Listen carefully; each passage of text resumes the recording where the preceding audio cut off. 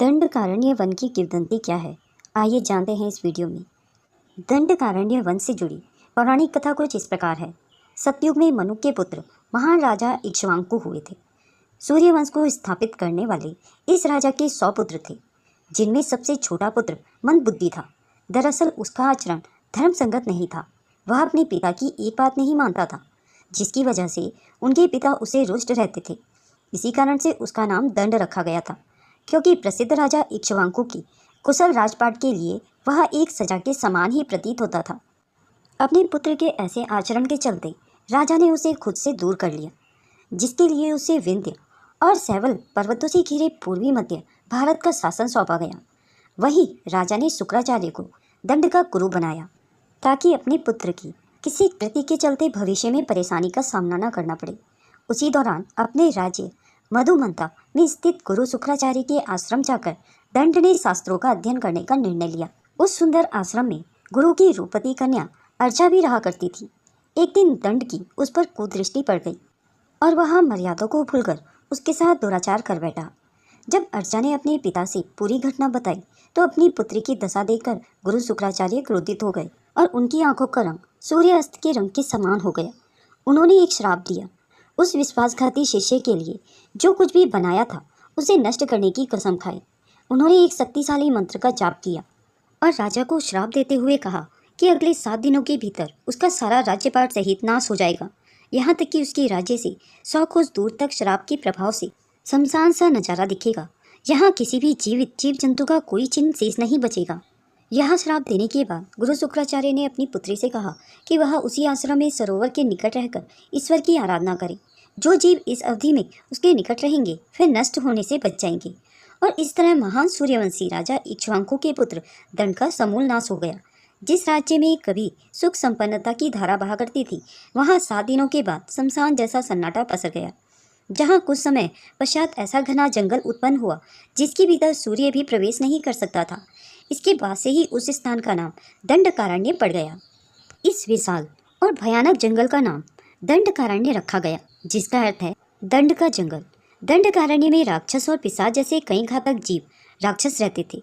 इन राक्षस जनजातियों ने दंड राज्य का गठन किया, जो जंगल के राक्षसों का एक बड़ा गढ़ था। मूल रूप से उस पर राक्षस दंडक का शासन था। बाद में दंड राज्य महान राक्षस राजा रावण के शासन के तहत लंका साम्राज्य का एक राज्य बन गया, जिसने दंड प्रांत पर शासन करने के लिए अपने छोटे भाइयों खर और दूषण को राज्यपाल नियुक्त किया। इस जंगल के भीतर स्थित दूसरा राज्य किष्किंधा राज्य था, जो वानरों या मानव जैसी बुद्धि वाले बंदरों का राज्य था। लेकिन दंडकारण्य एक पवित्र भूमि भी बन गया। विभिन्न ऋषियों, योगियों और ऋषियों ने मानव दुनिया से गहन एकांत की तलाश में दंड के भीतर आश्रम और वन आश्रम बनाए, जो पूरे परिदृश्य में फैले हुए थे और एक दूसरे से खतरनाक जंगल से अलग थे। जहाँ जंगली जानवर और राक्षस घूमते थे, वहाँ उन्होंने अपनी विशेष आध्यात्मिक साधनाएं की। उनमें से सबसे प्रमुख महान ऋषि अगस्त्य मुनि थे। दूसरे थे पीपलाद, जिन्होंने दंडक वन में शिव की तपस्या की थी। विभिन्न देवता भी वहाँ पवित्र निवासों में एक साथ रहते थे। इस प्रकार दंडकारण्य एक श्रापित और साथ ही एक पवित्र वन था।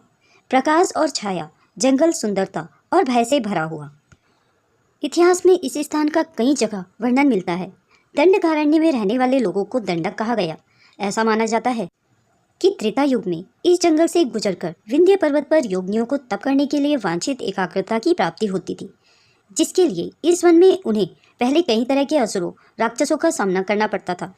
हालांकि शास्त्रों में इसे कई असुरों के निवास के स्थान के रूप में बताया जाता है। हालांकि पंचवटी, जहाँ से रावण ने माता सीता का हरण किया था, वह भी इसी क्षेत्र में आता है।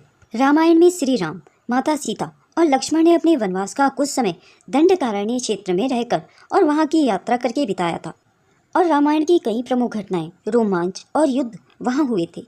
राम ने कई आश्रमों का दौरा किया और वहाँ महान गुरु से शिक्षा ली, जैसे अगस्त्य मुनि, और भी लोगों की प्रसिद्ध प्रबुद्ध आदिवासी महिला सबरी, जो मातंग ऋषि के आश्रम में रहती थी। उन्होंने भूमि से राक्षसों को उखाड़ फेंका और जंगल को शुद्ध किया। महाभारत के समय तक, जो बहुत बाद में हुआ, कई क्षेत्र जो पहले दंडक वन में थे वे फिर से रहने योग्य राज्य बन गए थे, जो कि प्राचीन घने जंगल से काफ़ी हद तक साफ हो गए थे। लेकिन पुराने जंगल के बड़े हिस्से अभी भी खड़े हैं और वास्तव में यह क्षेत्र अभी भी भारत के सबसे पर्यावरण अनुकूल क्षेत्रों में से एक के रूप में प्रतिष्ठित है, जिसमें राष्ट्रीय उद्यान, वन्य जीव, हरी भरी हरियाली, आदिवासी लोग और दंतेश्वरी शक्तिपीठम और भौरमदेव जैसे प्राचीन मंदिर हैं जो अपनी कामुक मूर्तियों के लिए जाने जाते हैं। दोस्तों, अगर यह वीडियो आपको पसंद आई हो तो इसे लाइक और शेयर जरूर करें। अगर आप मेरे चैनल में नए हैं और इस तरह के रोचक प्रसंग सुनना पसंद करते हैं तो मेरे चैनल को सब्सक्राइब करें। वीडियो को अंत तक देखने के लिए आप सभी का बहुत बहुत धन्यवाद।